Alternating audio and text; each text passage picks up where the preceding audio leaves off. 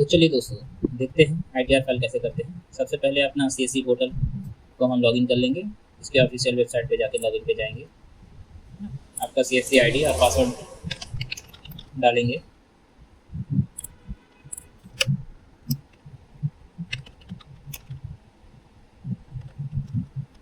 Capture code डालेंगे, login करेंगे।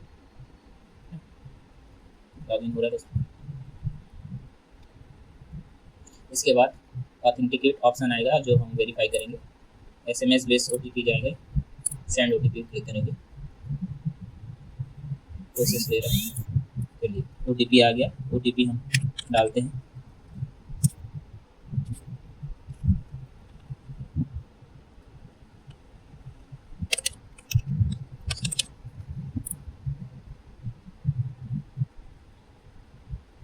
चलिए तो ये हमारा CSC का डैशबोर्ड ओपन हो गया है। अब हमें ITR फाइल करना है तो सबसे पहले हमको जाना है न्यू सर्विस पे।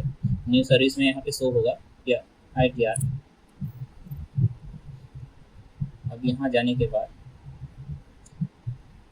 ये डैशबोर्ड इसका ओपन होगा।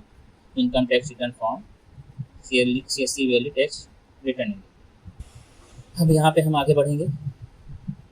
लॉगिन विद डिजिटल सेवा कनेक्ट क्लिक करेंगे। क्लिक करने के बाद हमको basic detail of client show होगा। इसमें बेसिक डिटेल्स डालेंगे हम, जिनका भी ITR फाइल करना है उनके लिए। तो सबसे पहले इसमें मांगा है पैन कार्ड, उसके बाद Aadhaar card number, date of birth, father name, और जिनका हम ITR फाइल कर रहे हैं उनका first name and last name. ये सब details PAN card, Aadhaar number और डेट ऑफ बर्थ डालने के बाद फादर नेम और first name last name automatic show हो जाता है। अब हमको यहाँ पर दिख रहा है यूज़र टाइप, जो VLE है खुद के लिए अपना टैक्स फाइल करेंगे, उसके लिए VLE चूज़ करेंगे। फाइल करना है बिजनेसमैन है या सैलरीड है, उनके लिए आप सिटीजन चॉइस करेंगे, ठीक है। अगर उनका उसके बाद इनकम टैक्स पासवर्ड, अगर उनका पासवर्ड आपको पता है तो यहाँ पे पासवर्ड डाल दीजिए, नहीं तो छोड़ दीजिए।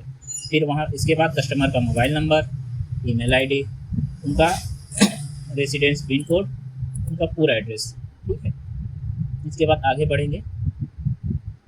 Bank IFSC code, bank account number, bank account type saving है या करेंट है, इसमें से आप जो सुटेबल है आप चूज़ करके सेलेक्ट कर सकते हैं।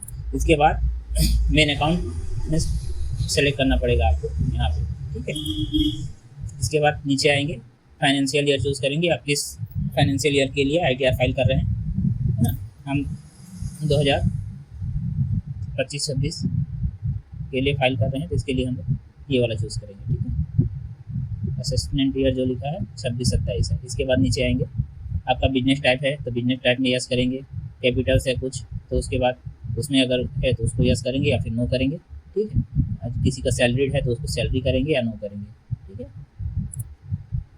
यस या नो में क्लिक करेंगे। जैसे सैलरीड पर्सन है तो इनका यस कर दिया। अब यस करने के बाद इनका एनुअल इनकम कितना आ रहा है, मान के चलिए 2.5 लाख है, 3 लाख है, यहाँ पे हम लोग टाइप कर लेंगे।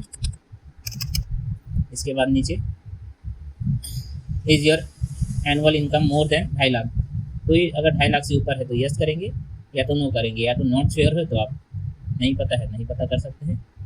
अब इसके बाद जो आ रहा है कॉल टू VLE ओनली, यहाँ पे क्या होता है, जैसे कि कस्टमर को फ़ोन लगाते हैं तो वो फ़ोन अटेंड नहीं कर पाते या कुछ समझ नहीं पाते, तो इसको हमको अगर VLE चाहे तो इसको यूज़ कर सकता है। क्लिक करके ओनली हमारे पास ही कॉल आए ऐसे करके टिक कर सकता है, ठीक है।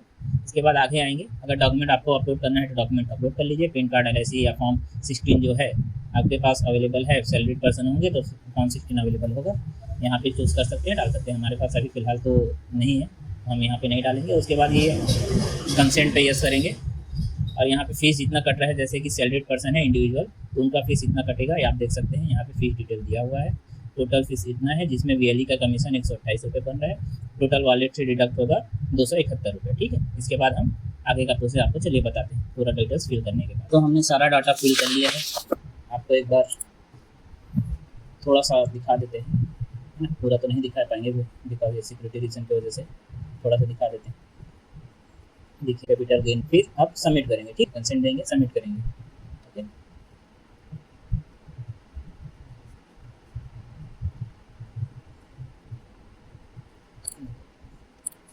अब वॉलेट पिन डालना है।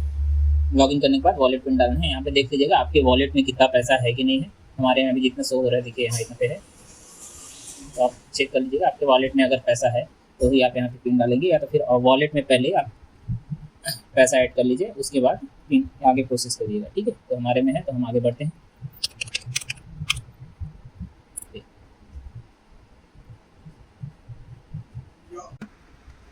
तो देखिए ठीक है, आपका ये सक्सेसफुल पेमेंट होने के बाद ये थैंक यू करके मैसेज आ जाएगा।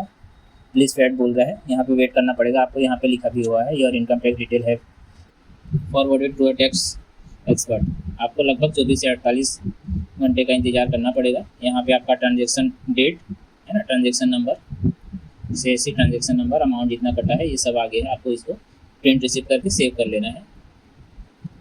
सामने वाले को प्रिंट अगर आप देना चाहो तो दे सकते हैं। ठीक है, हम चलिए यहाँ पे सेव कर लेते हैं आगे। ये डाउनलोड हो गया हमारे पास, ये सेव हो गया। ठीक है, अब हमको देखना है कि बाई चांस आप, ठीक है, आप अगर इसको सेव नहीं कर पाते हैं, बाई चांस बैक हो गए है ना, जल्दीबाजी में अगर बैक हो गए या आगे बढ़ गए, तो हमको कहाँ से देखना है? तो हम जाएंगे सबसे पहले यहाँ पे डैशबोर्ड पे। यहाँ इंटरफेस देखिए, यहाँ डैशबोर्ड खुल रहा है।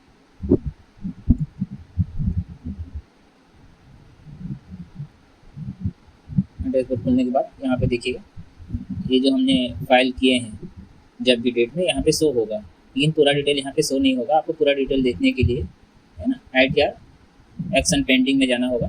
यहाँ पे जाएंगे तो उनका पूरा डिटेल जिनका जिनका आपने भरा है यहाँ पे शो हो जाएगा। आपका जिनका जितना हमने भरा है यहाँ पे शो हो रहा है ना। ठीक है, तो ऐसे ही जानकारी के लिए हमें सब्सक्राइब करें और वीडियो को ज़्यादा से ज़्यादा शेयर करें। वीडियोस बनाने हैं, फिल्मोरा है ना।